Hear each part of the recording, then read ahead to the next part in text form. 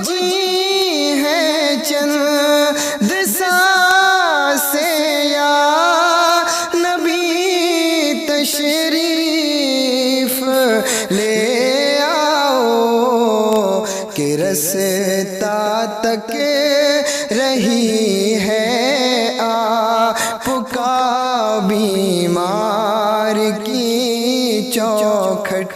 पता कितनों ने उनके रास्ते में जिंदगियां गुजारी हैं। अल्लाह अकबर। अगर इन्हीं के तज़किरे किए जाएं तो एक लंबी जमात है। कैसे कैसे लोगों ने, वो बुहैरा राहिब का तुमने किस्सा सुना होगा। हुजूर जब गए तिजारत के लिए, उसने ऊपर चढ़ के देख लिया था, देख के नीचे उतरा। उसने अपने खादिम से कहा जल्दी कर, ये जो काफिला आया है इसके सरदार को बुला के ला। जब काफिला आया, सरदार था कौन? मेरे हुजूर के चचा थे, मेरे हुजूर के चचा। वो राहिब कहने लगा ये बच्चा कौन है? कहने लगे ये मेरा यतीम भतीजा है। उसने अगली बात पूछना कही। उसने कहा बताइए आप कहाँ से आए? कहने लगे मक्का से। तो वही मक्का जो दो पहाड़ियों के बीच है? कहा हाँ हाँ। वही जमीन जो खजूरों वाली जमीन है? कहा हाँ हाँ हाँ। कहने लगे फिर मेरा जी चाहता मैं तुम्हें सबकी दावत करूं। क्यों दावत की? हुजूर की निस्बत से। आज मौलवी की दावत कोई कर दे तो हमारी कौम जीने नहीं देती। अरे मौलवी बड़ा मुर्गा तोड़ रहे हैं, मजे आ रहे हैं, मुर्गा तोड़ रहे हैं। भाई सच्ची बात बता, दिल पे हाथ रख के मुझे बताइए मौलवियों की कब दावत करते हो आप? जब कोई मर जाता है तब दावत करते हो। तीजे में मौलवी की दावत हो रही है, 10वें में मौलवी की दावत हो रही है। इमाम बेचारा इतना कमजोर है, उसके तो कपड़े उस वक्त उससे पहले बनते ही नहीं जब तक घर में 40वां ना आ जाए। अब्बा के इशाले सवाब के लिए इमाम को कपड़ा बना के देते हो। ना ना ना ऐसा कर कर। मुझे बताइए वलीमे में क्या कभी हमने पूछा? उलमा को पूछते हैं मगर कितना फायदा पड़ दिया इमाम साहब? इमाम साहब ने चारपाई पे फायदा पड़ी, ठीक है चल दिए। वो भाई अलग अलग शानदार टेबल लगाते। कहा कि किसके लिए? किस पे वीआईपी मेहमान बैठेंगे। वीआईपी किसे कहते हो तुम? जिसका कोट कम से कम 22-23 हजार का, उसे तुम कहते हो ये वीआईपी है। जिसके जूते कम से कम 18,000 का हो, उसे कहते हो ये वीआईपी है। मुझे बता जिसे तूने वीआईपी कहा है वो वीआईपी है या जिसे मुस्तफा ने वीआईपी कहा है वो वीआईपी है? मुझे सर जरा दिल पे हाथ रख के बता वीआईपी कौन है? तूने पैंट वाले को वीआईपी कहा, तूने अच्छे जूते वाले को वीआईपी कहा, तूने कीमती चश्मे वाले को वीआईपी कहा, तूने महंगे मोबाइल वाले को वीआईपी कहा, तूने महंगी गाड़ी वाले को वीआईपी कहा। लेकिन हुजूर किसे वीआईपी कहते हैं? आका फरमाते हैं खैरुकुम मन तअल्लमल कुरआन वअल्लमहु। तुम में बेहतर हो गए जो कुरान सीखता है और कुरान सिखाया करता है। वो यार तूने अलग टेबल, तुमने पैंट कोट वालों के लिए लगाए, अलग टेबल तुमने महंगी गाड़ी वालों के लगाए, अलग टेबल तुमने नेताओं के लगाए, अलग टेबल तुमने मंत्रियों के लगाए ताकि अच्छा होता। अलग टेबल तुम कुरान के कारी का लगा के क्या कि बेहतर होता। अलग टेबल तुम कुरान के हाफिज का लगा के क्या कि बेहतर होता। अलग टेबल तुम एक आलिम के लिए लगाते क्या कि अच्छा होता। अलग टेबल तुम एक मुफ्ती के लिए लगाते। खुदा की कसम जब दुनिया का वीआईपी खा के जाता तो कुछ ना मिलता, लेकिन जब ये वीआईपी खा के जाता खुदा की कसम ये हाथ उठा देता, खुदा की रहमत उतरना शुरू हो। नारे तकबीर। मैंने कहा था वो राहिब कहता है मैं चाहता हूँ पूरे काफिले की दावत करें। याद है ना? उसने अपने खादिमों से कहा अल्लाह तौफीक देना तो उलमा की दावतें किया। ये किस्मत से मेहमान बनते थे, नसीब वालों के मेहमान बनते, मजबूरी में न खिलाया कर, हुजूर का मेहमान समझ के खिलाया कर। हाँ खुदा की कसम हुजूर का मेहमान समझ के इनकी दावत करोगे अल्लाह तुम्हें मुस्तफ़ा की दावत का सवाब अता फरमाए। मैंने कहा था वीआईपी वो नहीं जो महंगे कपड़े पहन ले। ये मत समझना मौलवियों को खरीदना नहीं आता या इन्हें पहनना नहीं आता। अगर गुंजाइश होती ना, हुजूर के इश्क की बात ना होती तो अगर तुम 18,000 का कोट खरीदते तो हम 18 लाख का खरीद सकते थे।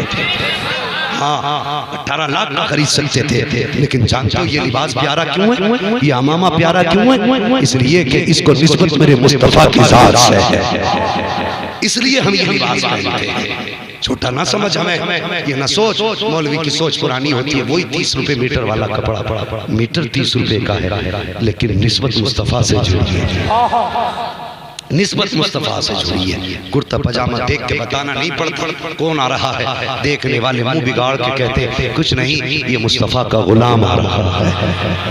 हाँ, और जवानों कम से कम इतनी पहचान अपनी बना लो कि अगर कहीं हादसा हो जाए तो आइडेंटिटी कार्ड देखना न पड़े, तुम्हारा चेहरा बता दे मुस्तफ़ा का गुलाम लेटा है, मुस्तफ़ा का गुलाम लेटा है। अब अक्सर जगह जाते नौजवानों के हाथों में कड़े, वो नहीं होते तो लाल पीले धागे, कहाँ से, फला मजार से लाया था धागा, क्यों के साथ बरकत हो जाए। बता, ये आज के मज़ारों की पावर ज्यादा है, ये गुंबद खजरा वाले आका की पावर ज्यादा है।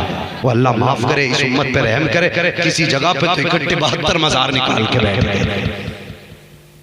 शर्म आनी चाहिए हमें, अपनी खेत में 72 मज़ार निकाल दिए, वो दुकान खोल के बैठ गए।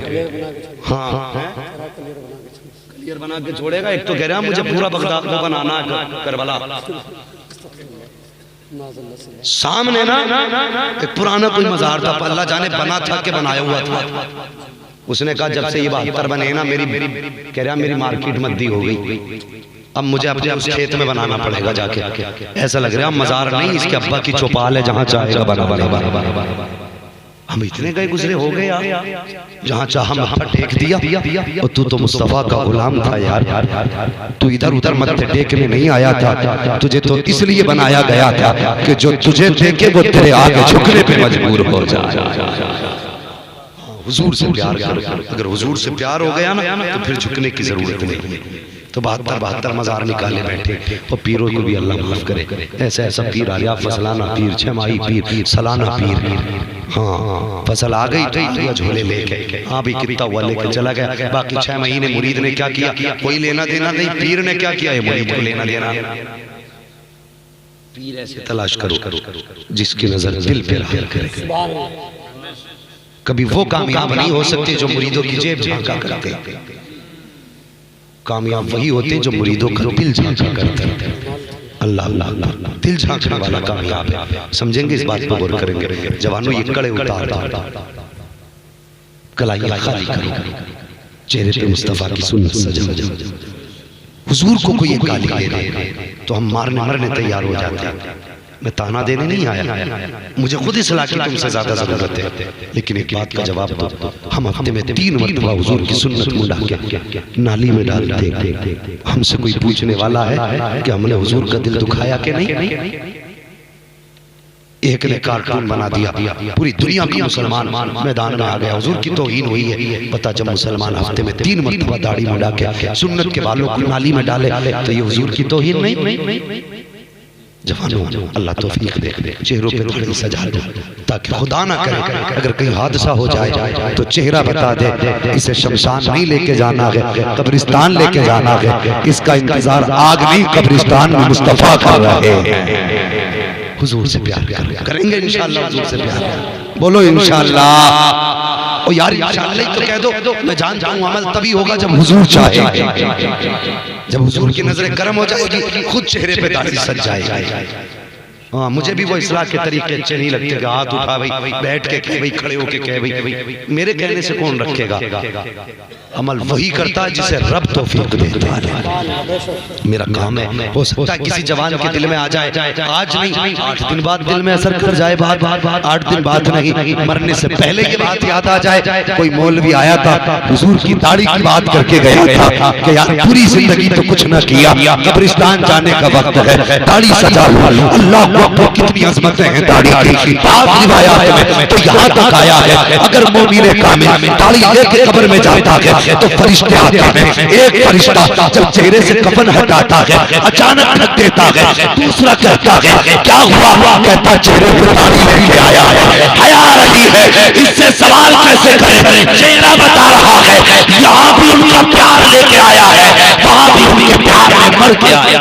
नारे तकबीर, नारे रिसालत, उलमाए अहले सुन्नत, मसलके आला हज़रत, जश्न गौसुल वरा।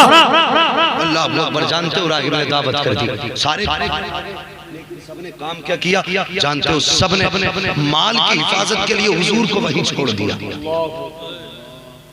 सब तो खाने आ गए, हुजूर रह गए, लेकिन राहिब की जो निगाह थी ना वो इन पे नहीं थी, हुजूर पे टिकी थी। जब सब आ गए तो राहिब ने कहा कोई रहा तो नहीं? सब कहने लगे नहीं नहीं कोई नहीं रहा। कहा और देख लो गौर से, कोई रहा तो नहीं?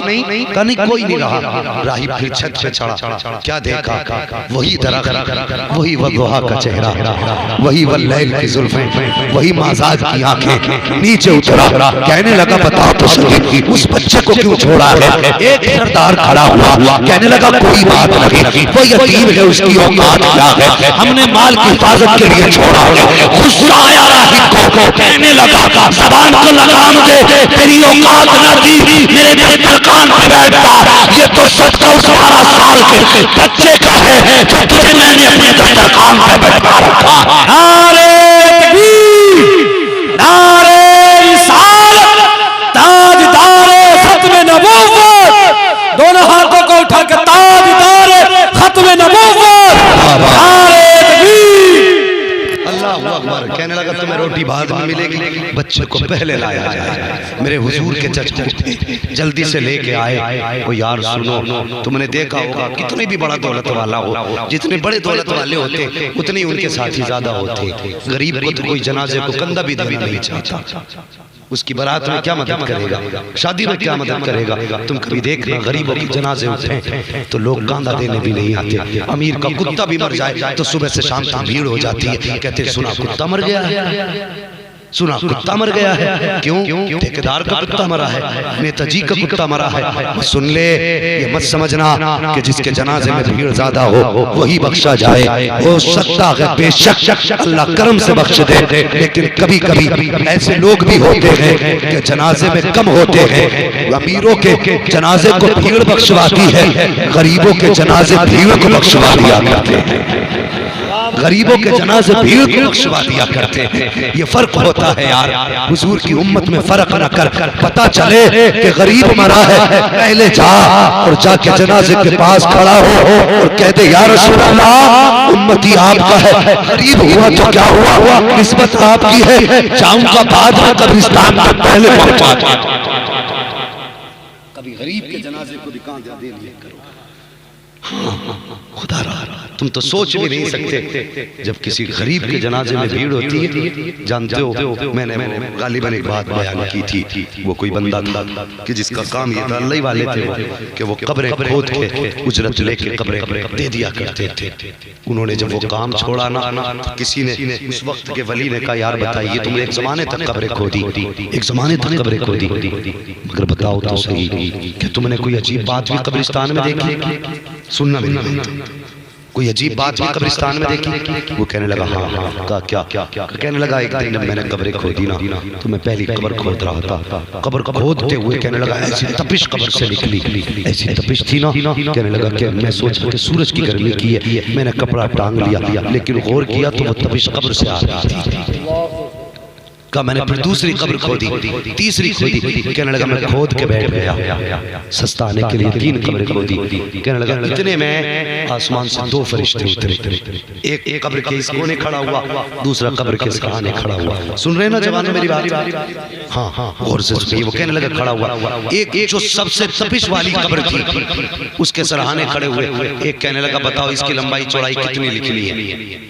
तो कहा मैं देख रहा था। उसने कहा इसकी लंबाई चौड़ाई इतनी लिख दो, इतनी का हाथ के इशारे से कहा इतनी लिख दो।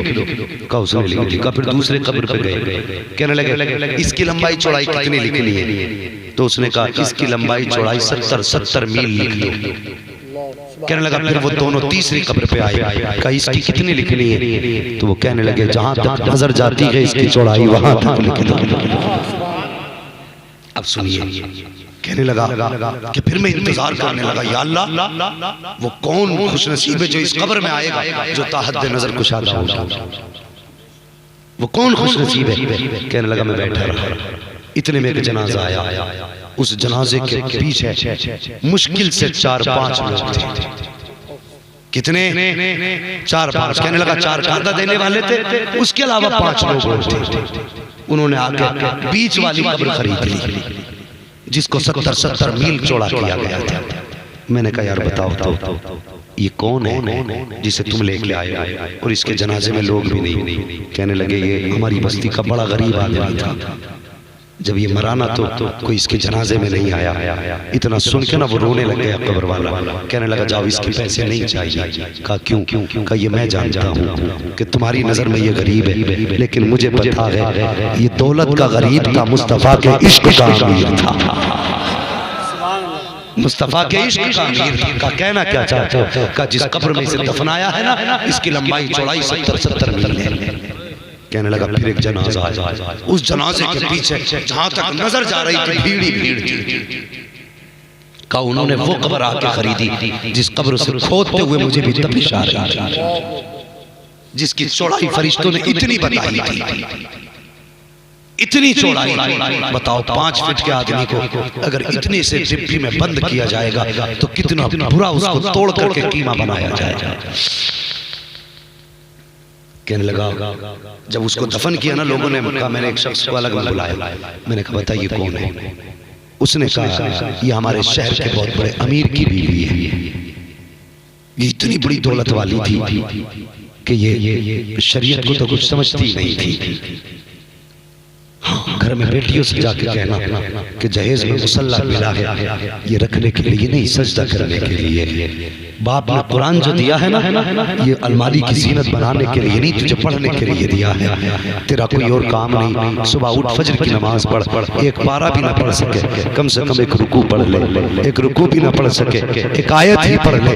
अगर इतना भी ना कर सके तो जो कुरान बाप ने जहेज में दिया था उसे खोल, गर्द साफ कर, चूम आंखों से लगा। अगर तेरे मेरे घर की बेटियां ऐसे करेंगी ना तो तावीज की जरूरत नहीं है, चौखट तेरी होगी, करम मदीने वाले का होना शुरू हो जाएगा। कहने लगा ये कभी सजदा ही नहीं करती थी। अल्लाह अल्लाह अकबर। का क्या हुआ? का ये बड़े अजाब में मुब्तला है। वो तो चले गए। तीसरे नंबर पे एक शख्स आया जिसके जनाजे में सिर्फ वही 4 लोग थे जो कांधा लगाने आए थे, उसके अलावा कोई था ही नहीं। 4 ही लोग थे और उसको वो कब्र दी गई जिसको ताहत नजर कुशादा किया गया था। दफन के बाद कहने लगा बताओ यार ये कौन खुश नसीब है, इसके अमल क्या थे? लोग कहने लगे यार इसके अमल हम क्या बताएं, पता नहीं किस वतन का रहने वाला था, सुबह आके हमारी बस्ती में इंतकाल कर गया। हमने इसकी जेबें चेक की, इतने भी पैसे नहीं थे कि कम से कम इसकी कफन दफन कर लिया जाता। कहा हम ही ने चंदा करके इसका कफन दफन किया गया। आंख में आंसू आ गए। कहने लगा वाह रे मालिक तेरी कुदरत कि तूने कैसे कैसे नसीब बनाए हैं। जिसके जनाजे में हजारों थे उसे इतनी जगह दी गई, और जिसके जनाजे में कोई अपना न था उसको ताकत नजर कुशादा कब्र दी गई। उसने कहा बात क्या है? बता तो सही, अमल कैसे करके आया है? उसने कहा तुम क्या बताओगे, मुझसे पूछो ये जिंदगी कैसे भी गुजार के आया, लेकिन खुदा को भी राजी करके आया है, मुस्तफा को भी राजी। नारे तकबीर, नारे रिसालत, उलमाए अहले सुन्नत, मसलके आला हजरत। दोनों जवानों हुजूर से प्यार करो, हुजूर से इश्क करो, हुजूर से मोहब्बत करो। आमद तो असली इनकी है, तुम आके कैसे बैठ गए? हुजूर को बुलाया, हुजूर तशरीफ लाए। तो तुमने देखा होगा कि अमीर अपने अपने घरों पे खड़े रहते और नौकर काम किया करते।